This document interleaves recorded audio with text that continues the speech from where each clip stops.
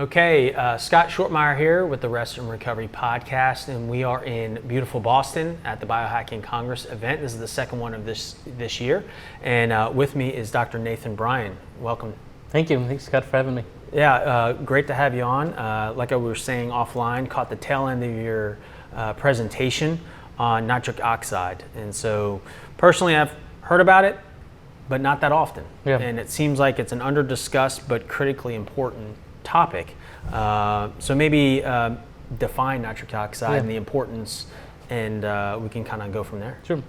Well, I mean, you make a very good point. I mean, this is a molecule that's discovered more than 30 years ago, and still there's not a lot of people that know about it, or probably heard about it, but don't understand the true implications of nitric oxide. But it's a signaling molecule. I think it's probably one of the most important molecules produced in the body of humans. It controls circulation, it controls oxygen and nutrient delivery to every cell in the body. It's a neurotransmitter, and it's how our immune system fights off invading pathogens. So now we're finding that if you can't make nitric oxide, it's the number one reason for cardiovascular disease, basically every major age-related disease, and it puts you at risk for viral infections, including the coronavirus. And it's amazing to me that, you talk about oxygen, you hear about CO2 all the time when it comes to energy production and cardiovascular and things of that nature, but why is NO so omitted from that dialogue? Well, in 2015, it was discovered that nitric oxide is part of the cardiorespiratory cycle. Okay. So before that, it was thought you just pick up oxygen, you excrete CO2, but all that's dependent upon nitric oxide production. So now it's recognized that the cardiorespiratory cycle is a three-gas system. It's oxygen, carbon dioxide, and nitric oxide. Okay. So without nitric oxide, you can't deliver oxygen to the periphery. And so part of the Bohr effect, or how we deliver oxygen in the periphery and pick up CO2, is dependent upon nitric oxide. So it's kind of the glue. It is. No, it's the signaling aspect of hemoglobin. So what we're finding now, especially over the past 2 years, is COVID patients, the people who get sick and die from COVID are the people who can't make nitric oxide.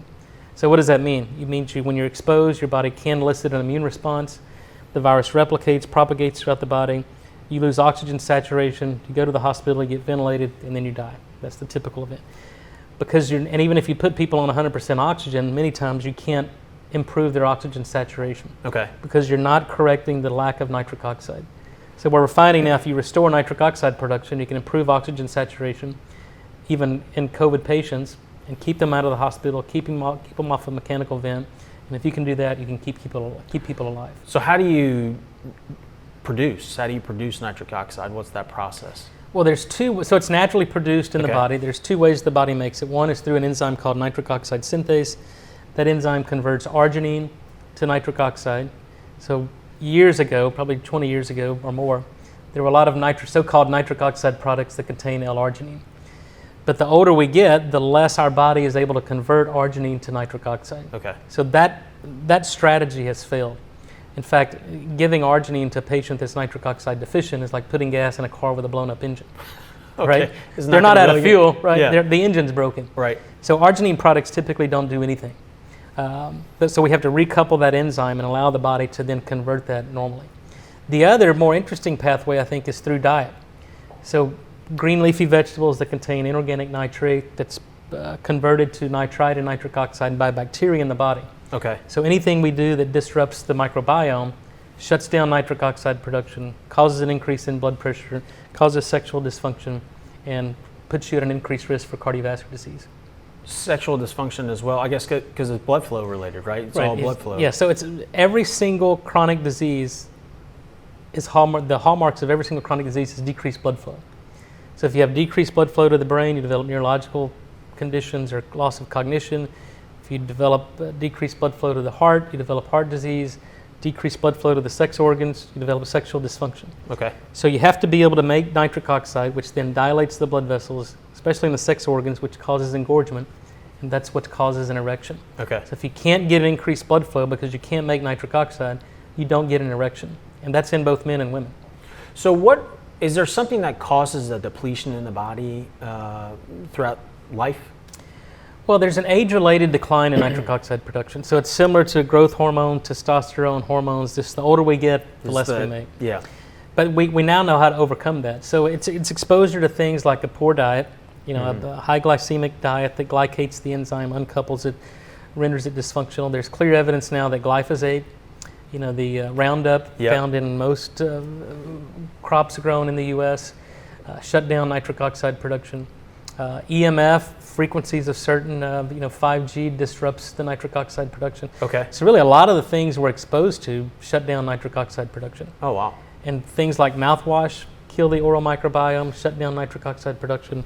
Fluoride in your toothpaste is an antiseptic, kills the bacteria, you become nitric oxide deficient.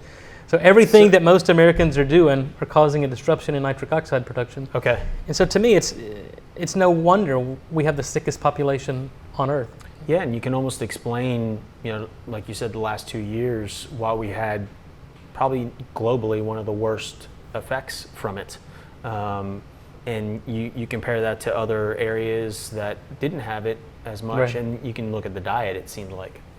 Yeah, so what we're finding is that the patients who get sick and die from COVID are elderly, 50 to 85, African American, Hispanic, with at least one underlying comorbidity, whether that's high blood pressure, previous heart attack, diabetes, obesity, or smokers. Those are the highest risk patients. 98, 99% of the people that get COVID typically recover, mild symptoms, and move on. Okay. So there are at-risk patients. I mean, same with seasonal flu, even Sure. pre-COVID. The same people that get sick and die from COVID are the exact same people that get sick and die from the seasonal flu. Okay. And it all points to a lack of nitric oxide production. So what are the strategies to kind of reclaim that, or how do you do that, especially at scale when you also hear about, you mentioned the different diseases, it's like 50% of the population, and you hear some of these other things around metabolic dysfunction as well. I'm sure there's a correlation. How do we hedge against that? Well, I tell people you have to do two things. Stop doing the things that disrupt nitric oxide production, and then start doing the things that's clinically proven to restore it. So stop using mouthwash. There's 200 million Americans that wake up every morning and use mouthwash. 200 million Americans have an unsafe elevation in blood pressure. It's not coincidence, it's causal. Wow. So the other thing is fluoride. If you use fluoride in your toothpaste or you go to the dentist and get a fluoride rinse, you have to stop. Fluoride's a neurotoxin, it's an antiseptic, and it kills your thyroid function. So you have to remove fluoride. The other problem is it's in municipal water. So the water we drink, cook in, bathe in is fluorinated. So I tell people you have to get a home filtration system to remove the fluoride. Okay. And then, stop smoking. If you're on antacids, you have to get off antacids. Antacids shut down nitric oxide production. So those are the three main things that you have to stop doing. Okay. In fact, that saves people money, right? Yeah, It's not asking a lot. Well, and some of them are, like you said, almost free or will save you money. Stop brushing your teeth, or not stop brushing your teeth, but just get rid of using the fluoride-based stuff. So once you do that, the body will reward you with healing itself. Okay. And then now you just do things, moderate physical exercise. We have to move, that stimulates nitric oxide production. Throw in some more green leafy vegetables, that's your source of nitrate. Okay. But then the body converts into nitrite, nitric oxide. And then get some sunlight. The wavelengths of light and the frequency of light we get from the sun, or even from red light therapy or an infrared sauna, produce nitric oxide. So it's really that simple. You stop doing the things that disrupt it, start doing the things that promote it. Yeah, it's amazing how, the world has been set up for our benefit, really. There's circadian rhythms, and you mentioned the sunlight and those simple things, and sometimes we can overcomplicate some of the things that are really the best for us. Well, I think humans have the best intentions, the majority of us. Yeah. And so, we're taught these things, right? Fluoride was put in the mouthwash and toothpaste years ago, and when I ask people why they do it, well, it's just because it's the way we've always done it. Yeah. Right? So we know things now that we didn't know 50 years ago. Right. And if we don't act and correct those things that we now know are harmful and not beneficial, then we no longer have the excuse we do it well, that's just the way we've done it. Yep. So that's called progress. But yeah, I think it's very simple what we have to do. You have to, there's consequences to things people do, and if they don't recognize that and correct it, then they're going to continue down this spiral of poor health. We spend more money per capita than any nation in the world, and we have the sickest people. Yeah. Yeah, and it's amazing to me the conversation piece isn't around nutrition and exercise and those simple tactics that we can do. Well, that's very simple, but I think most Americans are programmed that they want a simple fix. Nobody wants to change their diet. Nobody wants to change their lifestyle. Nobody wants to put in the work. Yeah. It's hard work to stay healthy. It is. But it's much cheaper. People have to make an investment in themselves. There's no greater asset that we have than our health. Yeah, I mean, you're going to pay for it at some point, whether it's in the short term and you can amortize it and live longer and a higher quality life, or spend the last decade not feeling very good on all kinds of medications. But this whole, the concept that there's a magic pill or some exercise mimetic that people can take and not have to do anything else is, that doesn't exist. Yeah. Nitric oxide's important, but it isn't a silver bullet. You still got to do the things and change the lifestyle and correct these behaviors that are contributing to your disease. Yeah, I think I came to the conclusion recently that success is boring. Really, it's the little things that you do on a consistent basis. Yeah, it's the turtle and the hare, right? Right. I mean, it's the slow consistency that leads to the wins. Yep. And I think most Americans want immediate gratification, and if you've been sick and unhealthy for 10 years, you're not going to turn this around in a period of days or weeks. Yeah. It's hard work, but for me, it's easier to prevent disease than it is to cure it. True. So once we get, and that's the problem with the way medicine's practiced in the U.S., is it's a reactive practice. So people don't go to the doctor or take corrective actions until they're sick. Right. We have to be proactive. We have to. The amount of information and the evolution of science is faster than any pace in the history of the world. So now we have to take that. That's the beauty of the Biohacking Congress. You bring all these people together and learn these simple tricks that then you can implement most of the times very simply and easily, that you can prevent disease. And that's the whole basis of what we're trying to do. So what's your thought on that last mile, I'll call it, of the human behavior element to try and get that transformation at scale? Well, it's a slow process, and I think people want immediate gratification, and that doesn't happen. Yeah. But we're up against a lot of resistance. So the pressures to feed a growing planet has led to nutrient depletion in the soil. So the farming practices to mass produce the food to feed a growing planet, and there's clear evidence now that since 1941 to 2020, there's 78% depletion in all minerals and nutrients in the food we grow in the U.S. Yeah, it's amazing. You're just as full, but you're getting less of the nutrients. Yeah, so we almost have to supplement. And I think the best way to do that is, there's labs out there, you can do a micronutrient analysis, go get it done, see what your body's missing, and then you have to supplement because we're not getting what we need from the diet. So around the supplementation, you talked in your speech on some different methodologies to kind of ingest it other than nutrition. Is there a particular methodology, protocol, optimal approach to get it in a supplemental form? Sure. So once we understood how the human body makes nitric oxide and then what goes wrong in people that can't make it, then we employ strategies to overcome that.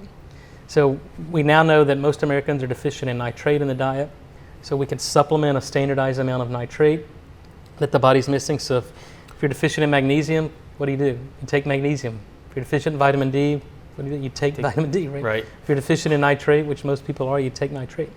But then we also have to fix the enzyme that produces nitric oxide in the lining of the blood vessel. Okay. So we have technology that does that in the form of an orally disintegrating tablet. So this matrix falls apart, you put it in your mouth, it takes about 5 to 6 minutes to dissolve. But during that 5 to 6 minutes, we're generating nitric oxide gas. Okay. So if your body can't make it, we do it for you. And then we also improve the body's ability to make nitric oxide. So we recouple the NOS enzyme, lead to better endothelial function, better circulation, better management of blood pressure, all through this orally disintegrating tablet. So what's the expectation on the person who uses it? Like what should I feel if I consume that? Well, I think we're probably the anomaly, right? We're somewhat healthy despite our advanced age. So if you're healthy and you make nitric oxide, you don't feel anything. So I don't feel it. Okay. Unless I exert myself. So if I, for instance, go to the gym and I do a typical, routine every time I work out, 2 to 3 miles on the treadmill, then resistance training, and then I go sit in a sauna. But if I don't take nitric oxide prior to that, then the perceived exertion of that same regimen is much greater. Okay. So then if you push yourself, you can notice the difference. But if you're really sick and really unhealthy, if you have, emphysema, COPD, high blood pressure. When you take that nitric oxide, you're going to notice it. People Really? feel it. Yeah. Can that help folks with maybe asthma and other? I guess COPD would be a corollary. Absolutely. We have to train those. So nitric oxide is a gas. Mm-hmm. So when that lozenge is dissolving, we try to train people to breathe deeply, nasal breathing, deliver that nitric oxide that's being generated in the mouth directly to the airways. Okay. So it's a bronchodilator as well as a vasodilator. Okay. So you improve oxygen exchange, you open up the bronchioles, better perfuse the lungs, better oxygenate the blood, and you get better oxygen delivery to every cell in the body. Okay. Can we go back a little bit? You mentioned nitrite and nitrate. Yeah. Can you explain those two a little bit more in detail? So when nitric oxide is produced in the body, it's gone in less than a second. So it has a half-life of less than a second. So Okay. it's oxidized to nitrite and nitrate. Historically, nitrite and nitrate have gotten bad rap because that's how you cure meat, right? Right. Cured and processed meats. You add sodium nitrite or potassium nitrate to the meat. And that prevents bacterial spoilage, it extends shelf life, prevents lipid oxidation, Okay. and it's critically important for food safety. So I guess dating back to the 50s and 60s, there was evidence that nitrosamines in cured meat were causing cancer. So then the nutritional epidemiologist goes, okay, what is the biologically plausible mechanism? Well, you add nitrite to cured and processed meats. If there's low molecular weight amines in there, they can form nitrosamines, and nitrosamines cause cancer. Okay. But now we know, and since 1973, the U.S. government changed the Code of Federal Regulations that any meat product or any food product you added nitrite, you had to add ascorbic acid. Okay. Because that inhibits any nitrosative chemistry. Now the meat processors use erythrobate, which is an isoform of ascorbate, and it prevents the nitrosative chemistry. Okay. So now, since 1970s, there's been no preformed nitrosamines in any of the meat supply. And two, if nitrite and nitrate cause cancer, then vegetarians would have about a 10-time higher rate of cancer than meat eaters.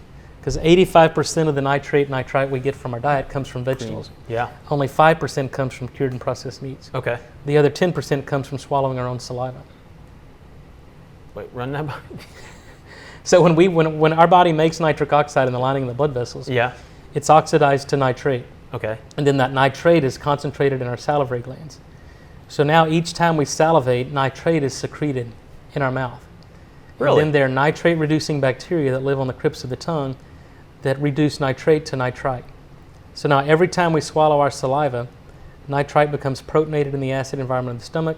We generate nitric oxide gas, and that basically improves circulation, improves gastric mucosal blood flow, you enhance nutrient absorption, prevent foodborne illnesses like from E. coli or salmonella. Okay. Kills H. pylori, the ulcer-causing bacteria. So that's the 10% so that's a fundamental physiological process that's necessary to maintain normal blood pressure and to prevent any foodborne illness. So you're making me think of something, but work with me on the question. Yeah. So does that correlate with nitric oxide process and bacteria in your mouth and your gut? Is there a connection to that? No, so we published on this years ago that if you disrupt the oral microbiome, it causes an increase in blood pressure. And this is a completely new phenomenon in cardiovascular science, right? That the bacteria that live in our mouth are controlling our systemic blood pressure. So so humans don't have a nitrate reductase enzyme. So Okay. everything we do in terms of diet is dependent upon the microbiome. So if we're using mouthwash, which 200 million Americans wake up every day to use mouthwash, 200 million Americans have an unsafe elevation in blood pressure.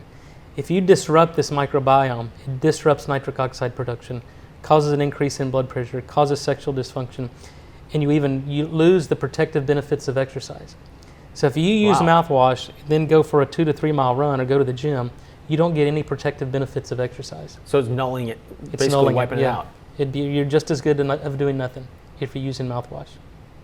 What? Yeah, That I was sounds on insane. Yeah, no, I was on the doctor show last year when we made that observation that if you use mouthwash, you lose the benefits of exercise. So And it's a nitric oxide related phenomenon. Is it because it's killing the bacteria That's in your right. mouth?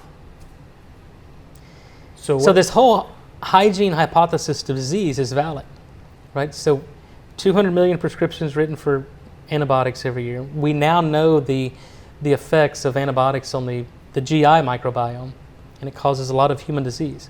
So we know not to take an antibiotic every day, so why would you use a mouthwash every day? Right. You're causing not only oral dysbiosis, you're causing gut dysbiosis. You're shutting down nitric oxide production, and loss of nitric oxide is causal for the #1 killer of men and women worldwide, which is cardiovascular disease. So could that correlate to some mystery diseases like chronic fatigue?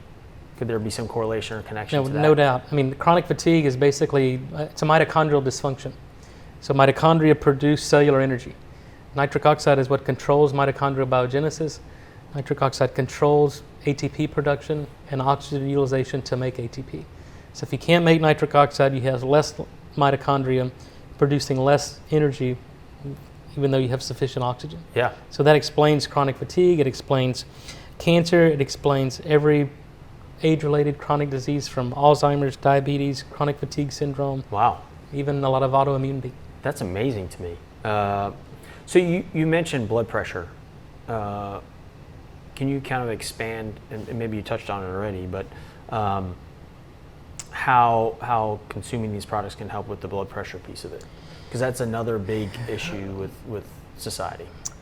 Yeah, I mean, it's the #1 modifiable risk factor for cardiovascular disease. So nitric oxide is a vasodilator, meaning when it's produced, it causes the blood vessels to dilate and expand. Okay. So we have typically the same amount of volume all the time. So if you have the same amount of volume in a smaller pipe, you develop high blood pressure. Get that same volume, but the blood vessels are more dilated, then you have lower pressure. Okay. So nitric oxide is what causes the vasodilation. So if our body generates nitric oxide, or if our body can't make nitric oxide, then we don't get the dilation, we get constricted blood vessels, that causes an increase in blood pressure. Okay. But it's more than that. Then you get, if you have an increase in blood pressure, you get inflammation, you cause damage to the lining of the blood vessel, you get oxidative stress and immune dysfunction. Is it because, so the blood vessel, is it because you're trying to put too much down the smaller hose, and it's like almost That's right. like forcing it through? It's pressure. So like a water hose, if you've got a weak spot in the water hose, you increase the pressure, you put your thumb on it, you'll see that bulge. So you're almost kind of increasing friction in so you can cause an aneurysm. You get blood vessels that rupture. You're seeing that now in chronic COVID patients, that the microemboli, the platelets become aggregated, they develop blood clots. It explains the cardiomyopathies and the endocarditis from COVID or even from the mRNA vaccine. So all of that nitric oxide maintains normal blood pressure, prevents vascular inflammation, oxidative stress, and immune dysfunction. Gosh, there's so many things, and it seems like such a simple, not It's a simple fix, but it's simple but long-term fix. It's a very complicated, complex science, but the effects are very clear. There are over 185,000 scientific papers published on nitric oxide. So the evidence is clear. Now, so it's not lack of information or knowledge, it's the dissemination of that information and knowledge to not just consumers, but to physicians. Physicians need to understand nitric oxide deficiency, symptoms in their patients, and then employ strategies to restore them. I mean, is that a long-term game, the PR campaign that's needed basically as well? It is, and we've been very successful in the nutrition dietary supplement space, but we have a number of drugs that are going through FDA trials. And I think we'll gain more awareness and acceptance of this when a physician can actually write a prescription for a nitric oxide medication to overcome some problem in their patients. So today in Western medicine, physicians typically don't, they always tell you change your diet, exercise more, but nobody does that, right? And most physicians don't recommend supplements or nutritional products. Sure. So their model is write a script, go to the pharmacy, fill it, take this pill. And I think once we have safe and effective nitric oxide drugs on the market, then the awareness will become more and there'll be better adoption from consumers. Okay. So our approach was we have to first educate the physicians. But that's a very tall task. It's hard to teach an old dog new tricks, right? Exactly. So we thought, okay, now we got to educate the consumers so that the patients can go to their physician, ask the right questions, and then force the docs now to do the research, because there's nothing more embarrassing than a patient to ask you a question you don't understand, right? You don't have the answer to. So does it make sense to start with maybe the next generation of doctors that try and get into the medical systems and the schoolings? We've tried to change the curriculum. I was in academia for almost 20 years. Okay. And I taught at medical schools, taught future physicians. And the curriculum, is very resistant to change the curriculum. There's no nutrition courses taught in medical school. We tried to teach, and the curriculum is such that you learn biochemistry and physiology the first year. Second year, you learn pharmacology. And then in your clinicals, you learn diagnostic, you learn ICD-10 codes, reimbursement, and they forget everything they learned about biochemistry and physiology. Because now the pay model is you have to make a diagnosis. Once you make a diagnosis, you have a finite number of things you can do in terms of prescribing medication, and then you have to code that for reimbursement.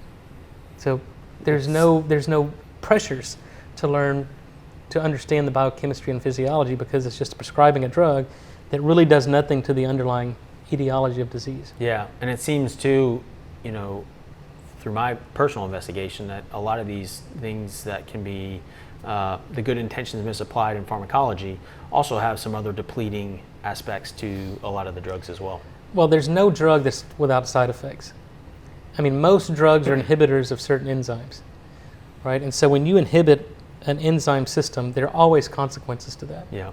And so all drugs have side effects. What we do is different. We're not inhibiting any enzyme. We're basically giving back the body what's missing. So it's working with the natural order of things. We call it restorative physiology. Okay. So it's not pharmacology. It's restorative physiology. We're giving the body something that is missing that it naturally makes, and then improving the body's own ability to make it. So that's completely different. And in fact, in our drug studies, we haven't had any reports of any adverse events. That's because amazing. We're giving the body what it's used to seeing and naturally producing the right amount at the right time. That's huge, and I think that's an important aspect to work with the body, work with the system. That's right. As we continue to unpack it, because there's so many layers that we're only still just learning about and per this conversation, really. Yeah, I think what I've learned, besides a lot about nitric oxide, is that human disease is caused by two things and two things only. And it doesn't matter if it's cancer, cardiovascular disease, diabetes, sexual dysfunction. The body's missing something that it needs, or it's exposed to something it doesn't need. So we now know from Linus Pauling's work that most chronic disease is caused from nutrient deficiencies.